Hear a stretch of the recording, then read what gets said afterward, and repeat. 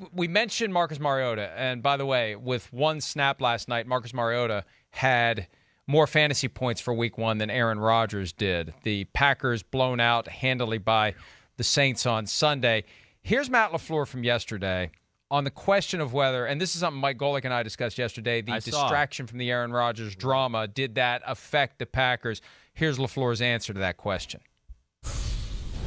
There's a national media site that, just before he got in here, published a story saying that Rodgers' uncertain status might have impacted things yesterday. Do you think there's anything to that as far as a leader goes? And you know everything happened in the offseason. Do you think there's any impact at all on that, on this year's team? You're talking about the offseason? Yes. No, I think this team's focused on now, and unfortunately, sometimes in this league, you get humbled, and certainly we got humbled, and like I said, it's about how we respond to that, how we come back to work, how we stay together, and get ready to play against a team that I know is going to be really hungry coming in here.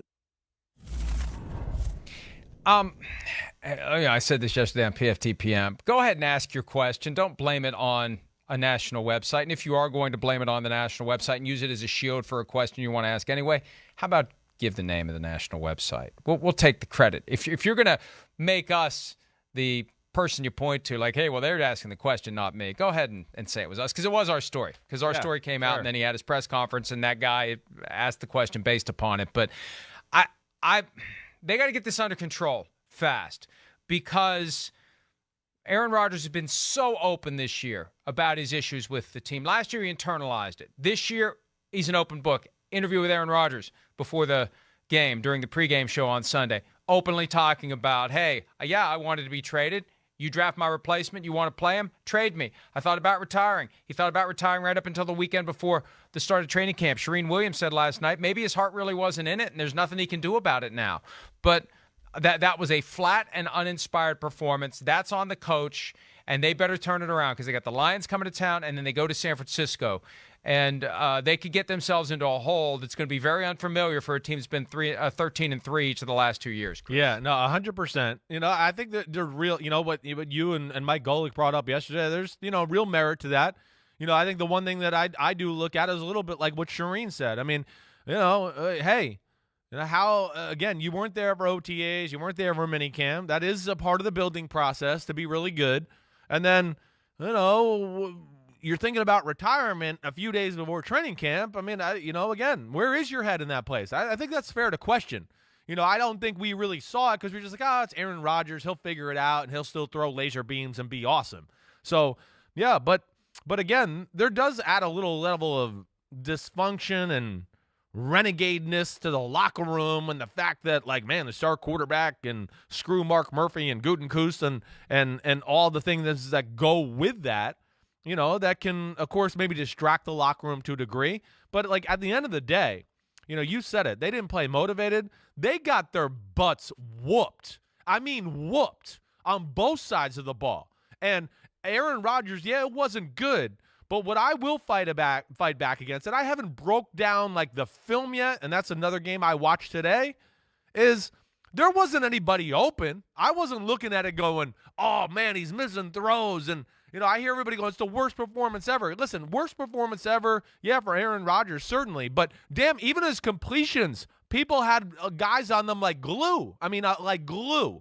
So they obviously had a good feel, as in the Saints, for what the Packers were trying to do offensively, too. It was a crap performance by everybody, and it's fair to question all these things with Rodgers when you have that type of offseason and then put out that performance week 1. But when you haven't been around for any of the offseason, when you didn't get your receivers together to work at all between January and July, when you do have a guy who's covered, and in the past Aaron Rodgers has threaded that needle, it's harder to thread it. Yeah, it's fair. When you don't have the same amount of work in. And you mentioned the renegadeness, not accidental scholar, Simsism, of Aaron Rodgers. I mean, let's think about the moment when he had his press conference to begin training camp. We loved it because it validated everything that we had heard. It confirmed everything that we believed. But contrast what he did with what Russell Wilson did. Wilson shows up, and it's over. It's done. The offseason stuff is over. I'm here for one purpose, to play, to win, to do everything I can. And Wilson realizes what benefit is derived from bearing your soul at the introductory training camp press conference. And maybe it made Aaron Rodgers feel good. Maybe it was 7 months of pent-up frustration that he was able to unleash on the organization. But you got to ask yourself what impact that has on the rest of the team. That's where Golick's perspective I thought was so valuable yesterday, and you can speak to this as well. You know how a locker room's going to react to that stuff. You got guys in the locker room going about their business, and all of a sudden there's a buzz in there. You hear what he Oh, man. Wow. Rodgers went off. He put him on blast. He went off on the team. Right. Exactly right. That's how it goes. Oh, Rodgers put him on blast. And then, it might encourage other guys in the locker room to start talking crap about, the organization too. That's where that gets a little crazy, when you start to screw with the leader and one of the best players in the league, and the leader of your football team, and a guy who, like you've mentioned, and we know we do like it, the respect that he doesn't hold his tongue with a lot of this stuff. So yeah, will be interesting to see where this goes here.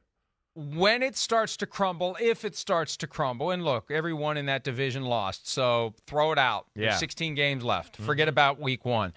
But there will be a point where that lame duck status that everyone believes Aaron Rodgers occupies for 2021 will become a factor, will become a distraction, will become a thing that may cause the Packers to flip the switch to Jordan Love, just like they did during the game once it was out of hand on Sunday. So something to keep an eye on if the Packers can't turn it around.